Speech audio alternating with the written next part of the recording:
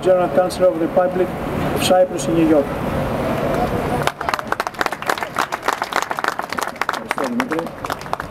Can you hear me?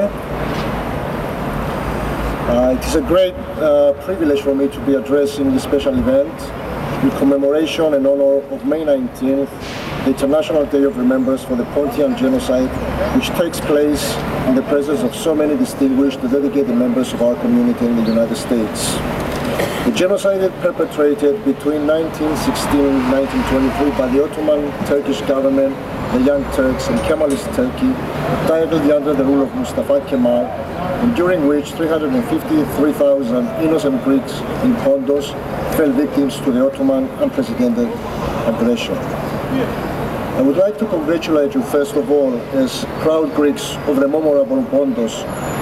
With great determination and dedication, you have been faithfully preserving and further promoting our Greek Orthodox faith, language and culture. I had the opportunity of attending several Pontian events or some other events which have been organized by other associations in which I have seen your children, which are third and fourth generation, singing traditional Pontian songs and performing the Pontian dances. I believe with this rich and collective activity, you are contributing considerably in preserving and promoting the Pontian customs and tradition, the Pontian language and identity and the dances, and you are forming an integral elements of our identity and our common cultural heritage. As we all know, the background of the Pontian Greek genocide substantially began in 1961, the day that Trapezunda fell, while it took the form of a mass national extermination between 1916 and 1923. With the triptych, one state, one religion, one nation, initially the Young Turks and later on Mustafa Kemal planned and carried out in 1915 the genocide of the Armenians, and between 1916 and 1923 the genocide of Greeks of Pontus.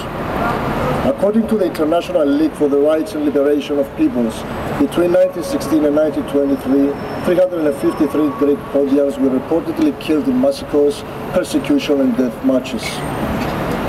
The Pontian genocide has been formally acknowledged by Greece and the Republic of Cyprus, whereas within the United States by several states and cities, including the city of Chicago, the states of New York, New Jersey, Georgia, Florida, Massachusetts, Pennsylvania and South Carolina.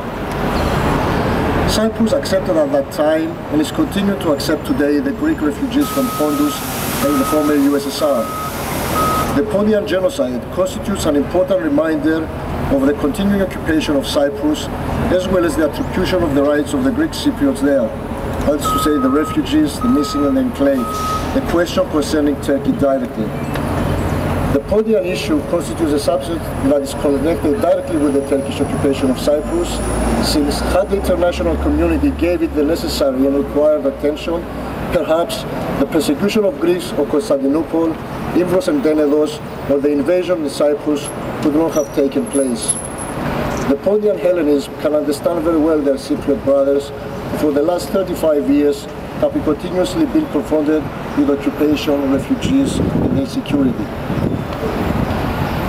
The fight for the support of the recognition of the genocide of the Pontian Hellenes, firstly by the international community and afterwards by Turkey itself, does not constitute an action of aggression or intolerance, but an action of humanity, reconciliation, peace and stability, because it does not concern the past, but it concerns mainly the present and definitely the future.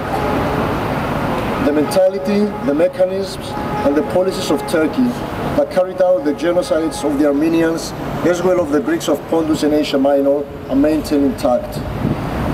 They are the same mechanism that caused the 1974 events in Cyprus that led to the disappearance of the Greek community of Constantinople, that continue the occupation of Cyprus and orchestrate their justified claims and the challenges of Turkey in the Aegean, Thrace and the Ecumenical Patriarchate. It is also the same mechanism that murdered the Catholic priest of Trapezund, the Armenian Germanist Kran Dink, and the 3 Christians in Malatya in Turkey.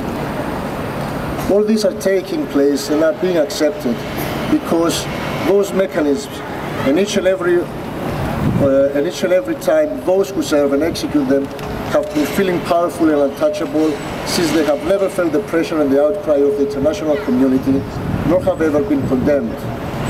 It therefore constitutes an honor to fight for the recognition of the Pontian genocide.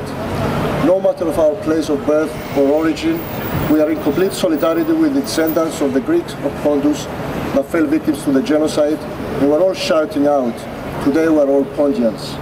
And if the Germans can apologize to the Jews for what the Nazis did to them, then I do not think it is too much to ask Turkey to do the same in connection with the genocide that was carried out against the Pontians, as well as the Armenians and the Syrians. With all this in mind, I wish to all of you health, happiness, continuous progress and prosperity and strength, so as to continue your fight for the recognition of the genocide of Pontus in a Pan-American as well as to the international level. The genocide of the Pontian Hellenes is a reality and also one of the great tragedies of the Greek nation ever came across. It is also one of the most important events in the Greek and world history. It is our duty to commemorate and honor it, study it, further promote its recognition, and most importantly, never forget about it. Because a nation that forgets its past and its history is doomed and will soon be forgotten. Thank you.